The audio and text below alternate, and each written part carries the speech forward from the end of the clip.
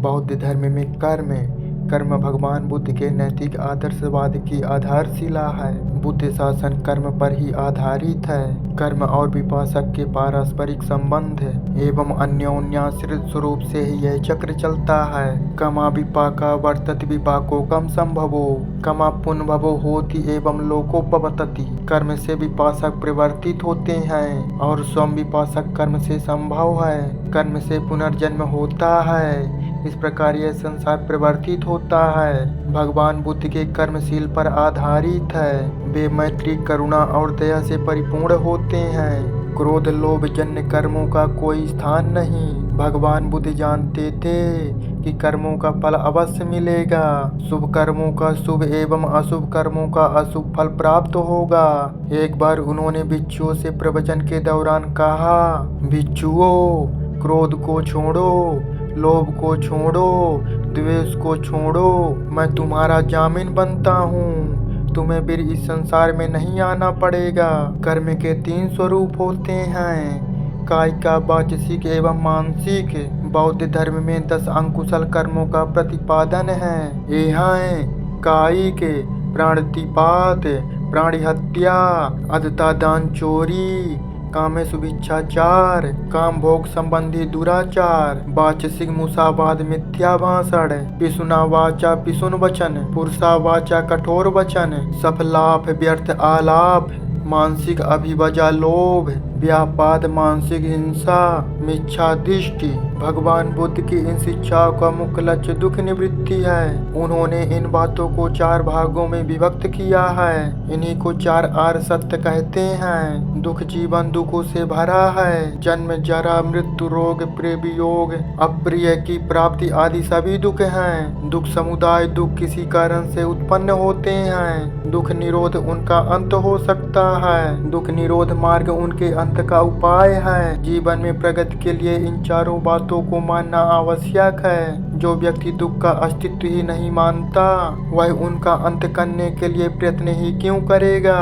इसी प्रकार यदि दुख बिना कारण के उत्पन्न हो जाते हैं तो उनका अंत होना असंभव है। साधना के लिए वह विश्वास भी आवश्यक है कि दुखों का अंत हो सकता है और उसका उपाय है। दुख को बताने के लिए बौद्ध धर्म में एक चक्र का प्रतिपादन किया गया है, जिसमें 12 आर्य अर्थात बातें हैं। एक बात से दूसरी बात उत्पन्न होती है और चक्र चलता रहता है। जरा, मरण आदि दुख तभी होते हैं जब जाति अर्थात जन्म होता है। जाति तब होती है जब भाव अर्थात उसे ग्रहण करने की इच्छा हो। यह इच्छा उत्पादन अर्थात आसक्ति के कारण होती है। उत्पादन का कारण है तृष्णा अर्थात बाह्य विषयों की लालसा। तृष्णा वेदना अर्थात अनुकूल या प्रतिकूल की अनुभूति से उत्पन्न होती है। वेदना स्पर्श अर्थात इंद्रिय और विषयों के परस्पर संबंध से उत्पन्न होती है। स्पर्श का कारण है षडायतन अर्थात इंद्रिया। षडायतन का आधार नाम रूप अर्थात शरीर और चेतना का गर्भ के रोम में प्रथम संबंध है। यह संबंध विज्ञान अर्थात मूल अनुभूति के कारण होता है। विज्ञान का कारण पूर्व जन्म के संस्कार और संस्कारों का कारण अविद्या है। यह कर्म सर्वत्र एक सा नहीं है। बुद्ध ने अपने उपदेशों में बार बार इसका उल्लेख किया है। इनको निदान संसार का कारण और वह चक्र शब्द से भी प्रकट किया है। श्रद्धालु बौद्ध 12 मणियों की माला रखते हैं और उसे घुमाते रहते हैं। वह इसी चक्र का प्रतीक है। दुख का इस प्रकार निदान हो जाने के पश्चात उसके निरोध निर्माण का मार्ग ढूंढना और उसका अनुसरण करना चाहिए। इसी मार्ग को निरोधगामिनी प्रतिपदा मध्यम कहते हैं। यह अष्टांग भी कहलाता है। 8 अंक निम्नलिखित हैं। पहला सम्यक दृष्टि जीवन में यथार्थ दृष्टिकोण। दूसरा सम्यक संकल्प यथार्थ दृष्टिकोण से यथार्थ विचार। तीसरा सम्यक वाचा यथार्थ विचार से यथार्थ कर्म। चौथा सम्यक कर्मात यथार्थ वचन से यथार्थ कर्म। पांचवा सम्यक आजीव यथार्थ कर्म से उचित जीविका। छठवां सम्यक व्यायाम उचित जीविका के लिए उचित प्रयत्न। सातवां सम्यक स्मृति उचित प्रयत्न से उचित स्मृति। आठवां सम्यक समाधि सम्यक स्मृति से सम्यक जीवन का संतुलन। बुद्ध का मुख्य बल जीवन को सुधारने पर था। तृष्णा मोह आदि जिन कारणों से मनुष्य दुखी होता है उनका विश्लेषण और उनसे ऊपर उठने का उपाय बताना ही उनका लक्ष्य था।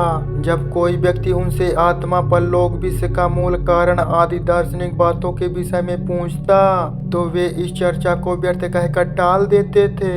उनका कहना था कि जिस व्यक्ति के छाती में तीर घुसा हुआ है और रक्त बह रहा है, उसका पहला काम तीर को निकालना है, ना कि इस आशय की जानकारी प्राप्त करना कि वह तीर किसने बनाया, किसने उसे चलाया और वह किस धातु का बना हुआ था। उनका मानना था कि इन प्रश्नों की चर्चा में पढ़ना मूर्खता है। बुद्ध ने 10 बातों को अव्याकृत बताया है, अर्थात इनके विषय में कोई निश्चित बात नहीं कही जा सकती। इनकी चर्चा को व्यर्थ बताया है। नंबर 1, क्या विश्व अनादि है? नंबर 2, क्या विश्व शादी है? नंबर 3, क्या यह अनंत है? नंबर 4, क्या वह शांत है? नंबर 5, क्या शरीर और आत्मा एक है? नंबर 6, क्या वे परस्पर भिन्न हैं?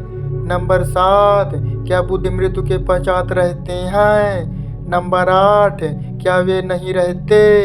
नंबर 9, क्या वे रहते और नहीं भी रहते? नंबर 10, क्या वे नहीं रहते हैं और ना नहीं भी रहते हैं? यद्यपि संयुक्त निकाय में इन प्रश्नों को अव्याकृत कहा गया है, फिर भी बौद्ध दार्शनिकों ने इन बातों को लेकर पर्याप्त चर्चा की है।